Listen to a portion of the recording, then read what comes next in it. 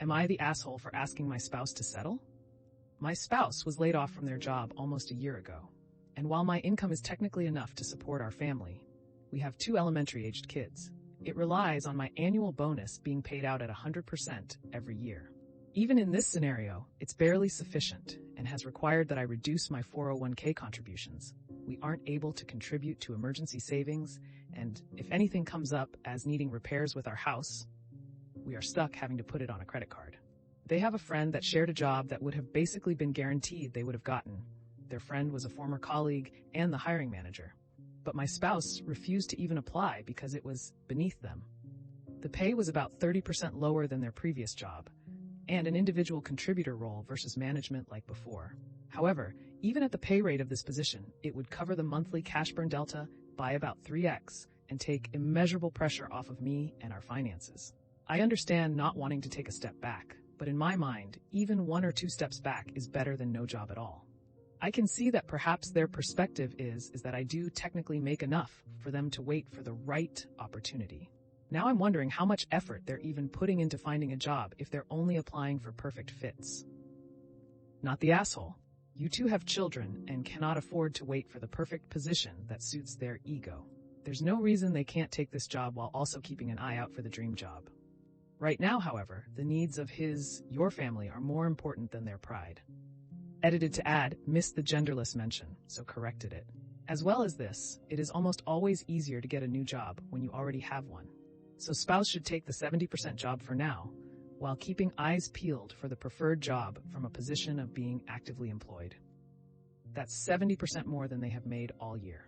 Ignoring basic math rule of 0x anything 0 whim. Not the asshole. Not the asshole. If they need to take a step back in order to provide 70% of what they did before, instead of 0%, they need to do it. Both my parents worked growing up, and DH and I both worked until he was laid off in the 2008-2009 recession. He was without a job for over 2 years, not for lack of trying, and the amount of relief I felt when he finally got a job was immense. It felt like I could let out breath. I didn't know I was being the sole support for a family is a lot of stress. Am I the asshole for kicking my brother's girlfriend out when she kept screaming at people? My 29 female brother, Cody, 25 male, and I never had our dad in our lives, and our mom passed 3 years ago. We're really all the family we have left. Currently, we live together, splitting rent on a condo. Cody is dating Shannon, 24 female. I really like her, and we have had no issues until now.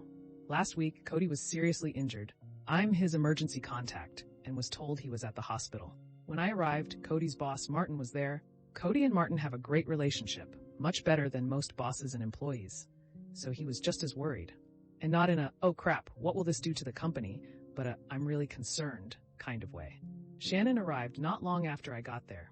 Immediately, she began screeching at Martin, asking how he could let this happen, etc. Martin was shocked and said he wasn't even around when it happened. Cody wasn't even at the main offices. He got into an accident on his way to a different site. It was in no way the company's fault. I tried telling Shannon that blaming people wasn't going to help, and we needed to focus on Cody. Eventually we got to see Cody, and thankfully he was okay for the most part. Shannon was continuing to freak out on medical staff and honestly stressing Cody a lot. Even the nurse told me to take a walk with Shannon because she wasn't helping things. I did so and told Shannon I understood this was scary, but she needed to take a breath. She apologized and said she was stressed. I totally understood. Cody came back to the condo and has been on bed rest. His work has given him paid leave and is covering all of the bills. On Friday afternoon, I was doing the dishes and suddenly heard screaming coming from Cody's room.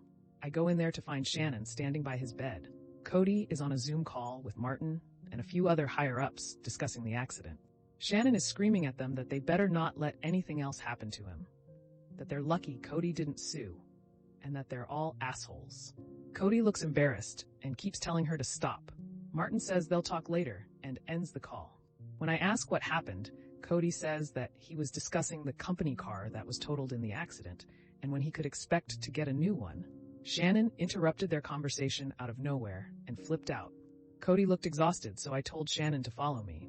I asked her to leave. I said she is putting Cody's job at risk and she can't go around screaming at everyone. She told me she's just stressed. I said I get it. It was terrifying to get that call and see him like that.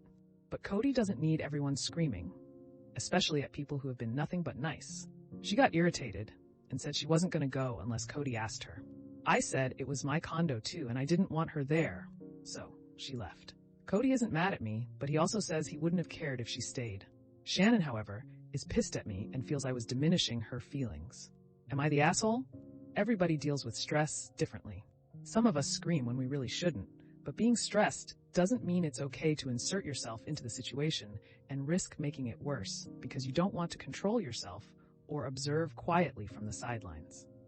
She's hurting him, not helping him. You aren't diminishing her feelings. You simply aren't letting her run roughshod over him in the company while they try to figure out what to do next. Not the asshole. You are right that everyone handles stress differently. I go into calm mode, seem to have the ability to unplug my emotions until the danger is over. OP is protecting her brother well from the drama. Shannon seems to want to start. Not the asshole. Shannon needs to grow TF up. Screaming is a very immature way of dealing with this type of trauma. Blamestorming is a very immature way of dealing with this situation. Her being stressed is honestly no excuse. You're stressed too, but you're not having a toddler meltdown like she is. Is this how she's going to be if the relationship get really serious with Cody?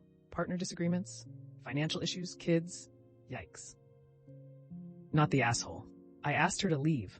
I said she is putting Cody's job at risk, and she can't go around screaming at everyone. That's right.